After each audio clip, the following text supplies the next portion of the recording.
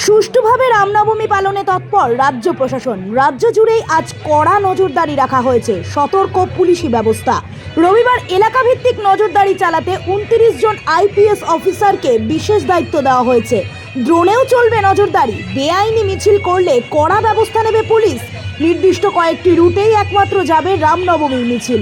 একই সঙ্গে রাজ্যের 10টি জেলা ও পুলিশ কমিশনারেটকে সংবেদনশীল বলে ঘোষণা করা হয়েছে।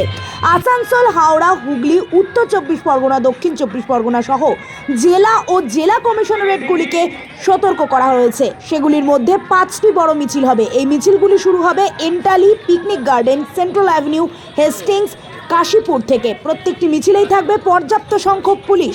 রবিবার হলেও রামনবমীতে নবান্নে খোলা ডিজি কন্ট্রোল রুম, চলবে নজরদারি। রাজ্য জুড়ে 2500-এর বেশি মিছিল হবে। প্রত্যেকটি মিছিলেই থাকবে পুলিশি ঘেরাটোপ। মিছিলে শিশুদের হাতে অস্ত্র রয়েছে কিনা তা নিয়েও নজর রাখবে শিশু সুরক্ষা কমিশন।